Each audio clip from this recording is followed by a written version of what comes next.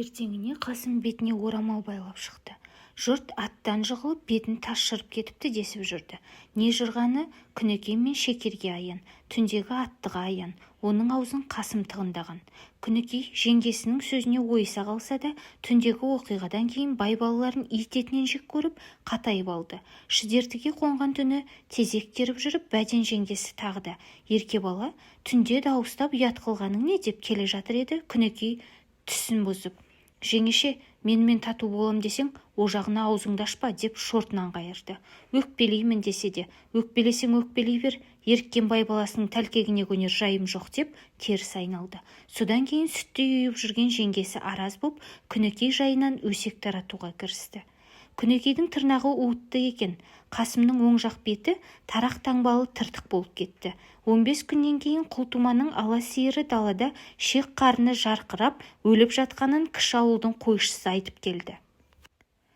Тұяқтан балалы мал үшін алған жалғыз бұзау қашары жаз ортасында үшті-келі жоғалып кетті. Құлтуманыкі жалғыз бұзаулы сиырға қарап қалды. Мұның бәрі Қасымның жұмысы екенін Күнекей мен Шекер білді. Соңғы қашары жоғалғанда енді бір жола құртқаны ғой деп Шекер жылап жіберді. Малыңды жау алсын, өй ұлы қызыңның алдына келсін. Бізді зарлатсаң, Құдай сені бізден де жаман зарлатсын деп айтпаған қарғысы қалмады. Бірақ содан басқаға шамасы келмеді. Шешесі зарлап қарғап-сілеп жатқанда Күнекей де қынжылды. Іргеге қарап көзінің жасын бұршақтай домалатты. Осы үйді сорлы қылуға мен себеп болдым-ау деп, адам боп, қойшының қоңсының қызы боп жаралғанына өкінді. Бай баласынан қайтсем кек алам деп зығырланды. Толғанды, ешбір лаж таба алмады. Әйтеуір көктің көлемі ғой. Бір жағынан Құлтума мен Жұматайдың еңбегін еміп, бір жағынан қызымен екеуі байлардың жібін еріп, алашасын, бауын тоқып, сырмағын сырып, кестесін тігіп, ұрттап жалап, жаз бойы тамақтан кенде болған жоқ. Құлтума да торсығын бұрынғыдан үлкейтіп, қой келгенде күпісімен жауып тасалап әкеп, Шекер жалмажан жүгіре шығып, шешіп ала қоятын болды.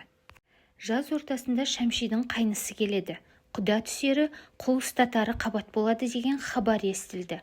Бұл хабарды естіген соң Ордабай айналасындағы 4-5 ауылдың әйелдері өз күйеуі келетіннен жаман шала бөлініп, қыдырмашыдан көйлек жаулық алып, кірі қоңын жуып, көк моразға маулып, әркім өз әлінше тараштана бастады. Қашаннан бері шаң басып боғжама болып жатқан байдың кілем киіздері де көп малайдың күші қара бәйбішенің әмірімен қағылып сілкіп үй сыртына жайылды.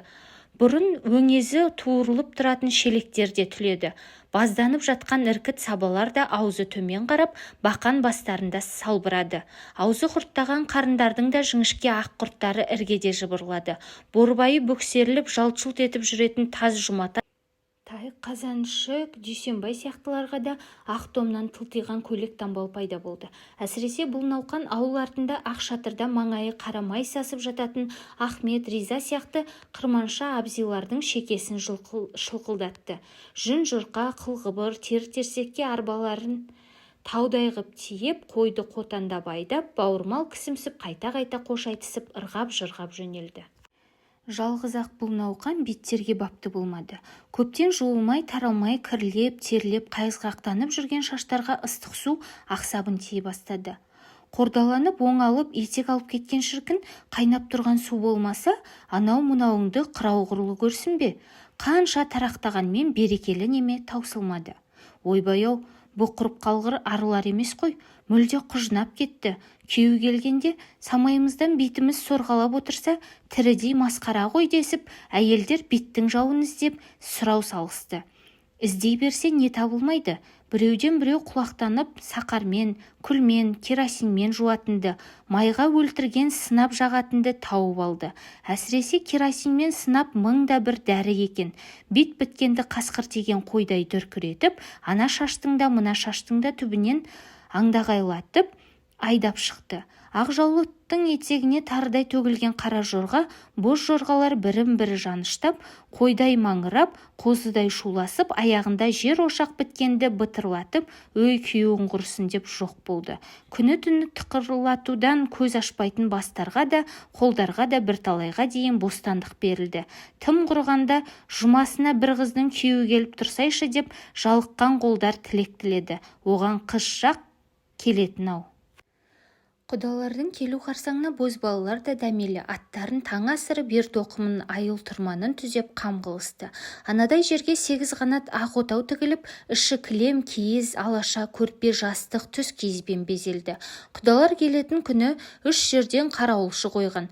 Шақшам басындағы қылаң атты қарауылшы тымағын қолына алып, атой беріп шапқанда, ықшам киімді жалаңдағы бозбалалар қылаң ұрған сандақтарына міне сала дүрсілдете жөнелді. Сол шапқаннан шауып, аңдағайлап шақшаның басына шықты. Алыстан қатар тізіліп келе жатқан құдаларды санап алып, 40 құдаға 40 жігіт іріктеліп шығып, алдынан шықты. Қалғаны адыр басында қарап тұрды.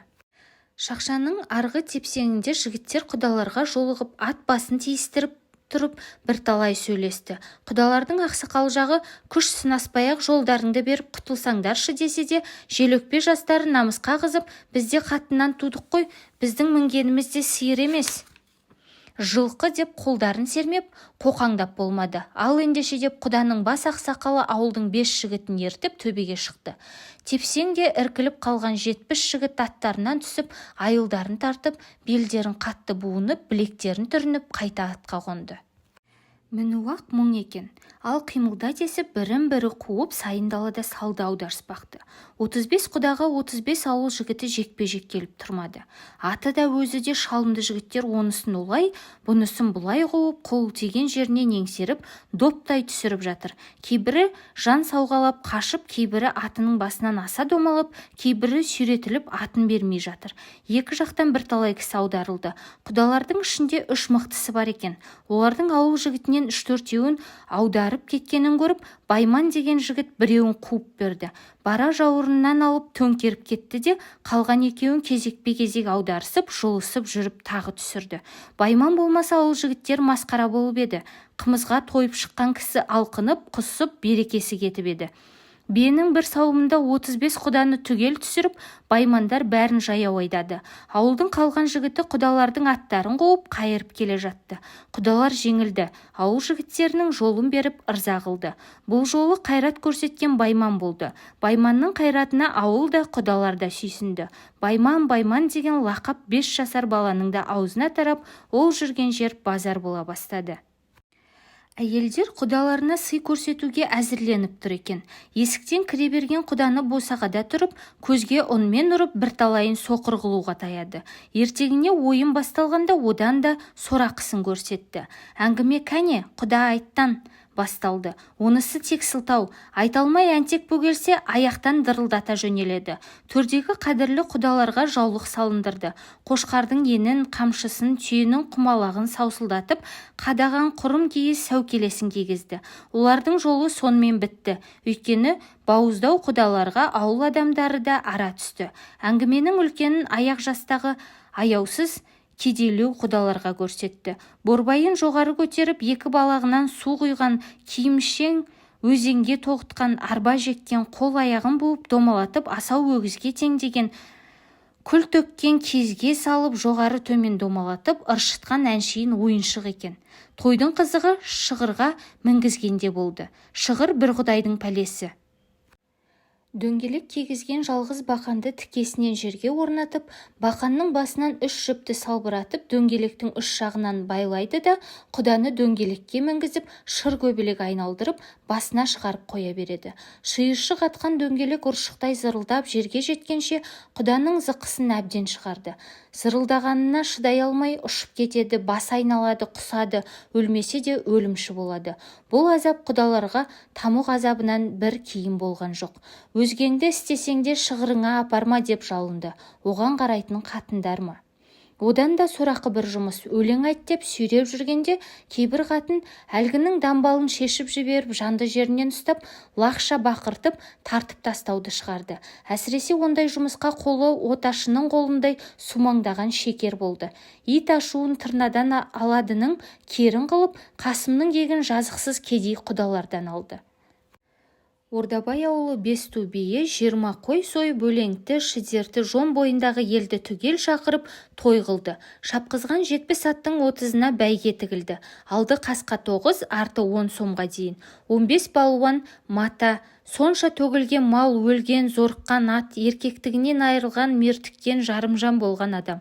Не үшін, кім үшін? Екі ауыз сөздің басын қосып айта алмайтын мыңқылдаған шотпақ қара күйеу мен көзі биттеген бұлшиған сары қыздың шашыратқысы үшін. Шекерді, күнекейді қан қақсатқан Құлтума, Жұматай, Жаманат, Дүйсенбайлардың көзіне көк шыбын үймелеткен екі байдың атағы мақтан үшін. Бекер ме? Кім айтады бекер деп? Ешкім айта алмайды. Байдың тойындағы күресті, көкпарды, ат жарысты, төбелесті жазбаймын. Оларды мадақтау біздің мақсатымыз емес. Жалғыз-ақ бұл тойда күрес, көкпар, жерден күміс алудың бас бәйгесі Баймандікі болғанын ескертеміз. Ардақты оқушылар, Байманның бәйге алғаны бізге не керек? Ондай бәйгені кім алмайды деп күні бұрын сөге көрмеңіздер. Байманның сіздерге керегі болмаса да, бізге керегі болғалы тұр. Байман кім еді? Не істеді? Бұл әңгімеге қандай қатысы бар? Оны кейінгі жағынан қарай беріңіздер.